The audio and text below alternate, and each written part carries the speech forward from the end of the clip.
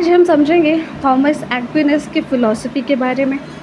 और ये उस समय की बात है जब लोग फेथ और रीज़न को लेकर एक दूसरे के अपोज़िट थे। मतलब कोई कह रहा था कि फेथ सही है, कोई कह रहा था रीज़न सही है।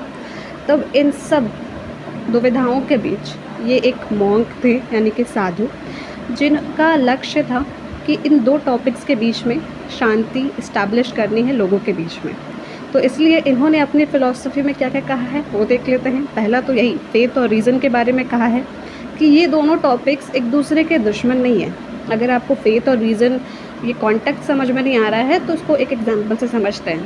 फेथ मतलब कि ऐसा होता है ना, कई लोग ये मानते हैं कि दुनिया में जो भी चीज़ें हैं वो सब ज़िंदगी पर, यानी कि ऊपर वाले पर छोड़ दो, जो होगा देखा जाएगा। वो कुछ हद तक सही है, लेकिन हर चीज़ में हर एक स्टेप पर कहना क्या सही है या नहीं, लोग इसी बात पर लड़ रहे थे। फिर रीज़न मतलब लॉजिक से कनेक्टेड, कि कुछ लोग ऐसे भी होते हैं ना, या फिर हमारी लाइफ में खुद भी ऐसी सिचुएशंस होती हैं जब हमें फेथ से हटकर थोड़ा लॉजिकल रीज़न के साथ सोचना होता है कि अच्छा ये चीज़ ऐसे हो रही है तो क्यों हो रही है। ओके, तो ये दोनों चीज़ें हो गई, फेथ और रीज़न। इन पर ही लोग लड़ रहे थे कि नहीं फेथ अच्छा है, दूसरे कह रहे थे नहीं रीज़न अच्छा है। तो यहाँ पर ये आए और इन्होंने कहा कि दोनों चीज़ें अपनी अपनी जगह पर सही है। हमारी ज़िंदगी इन दोनों चीज़ों का मिश्रण है। इस बात को इन्होंने कहा अपने पहले पॉइंट पे। फिर उन्होंने दूसरा पॉइंट क्या दिया, गॉड के होने का प्रूफ 5 तरीक़ों से। कैसे? पहला है मोशन। मोशन मतलब क्या? कोई भी चीज़ मूवमेंट में हो, जैसे कि हर चीज़ चलती है, इन द सेंस कि हर अगले दिन नई सुबह होती है तो कहीं ना कहीं मूवमेंट हो रहा है ना, डे एंड नाइट का। तो कौन मूव कर रहा है? गॉड। फिर दूसरा इन्होंने क्या तरीका बताया गॉड के प्रूफ के तौर पर? कॉज मतलब कारण, कि हर एक चीज़ का एक कारण होता है, और अगर ढूंढने जाएंगे ना तो इम्पॉसिबल नंबर ऑफ कारण मतलब क्या कि अनगिनत इनफाइनाइट नंबर ऑफ कॉजेज़ मिलेंगे एक चीज़ को लेकर। तो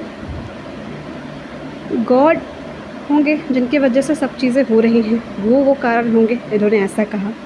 फिर तीसरी बात इन्होंने कॉन्टिंजेंसी कहा। मतलब कॉन्टिंजेंसी का मतलब होता है निर्भरता, कि दुनिया की हर चीज़ एक दूसरे पर डिपेंडेंट है। जैसे दिन होता है तो ऑब्वियसली रात होता ही है, तो डे एंड नाइट एक दूसरे पर डिपेंडेंट हैं।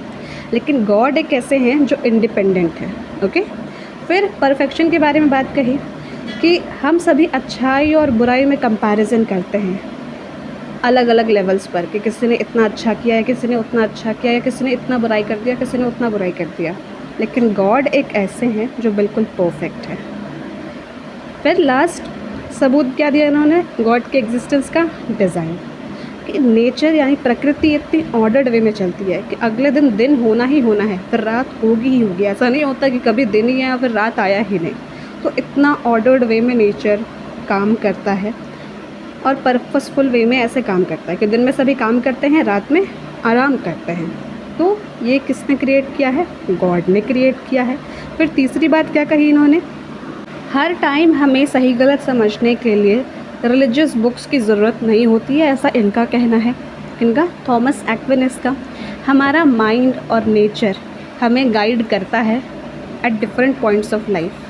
फिर लास्ट पॉइंट क्या कहा इन्होंने, लाइफ का गोल, कि लाइफ का जो एंड गोल है ना, अकॉर्डिंग टू थॉमस एक्विनास, वो है हैप्पीनेस को प्राप्त करना, खुशी को।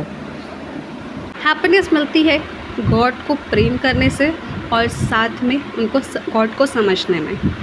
अगर हम देखें इनकी पूरी फ़िलॉसफ़ी को शॉर्ट में, तो जैसे अगर चिड़िया के पास एक पंख होगा तो उसे उड़ने में दिक्कत होगी, 2 पंख से वो आसानी से उड़ जाती हैं।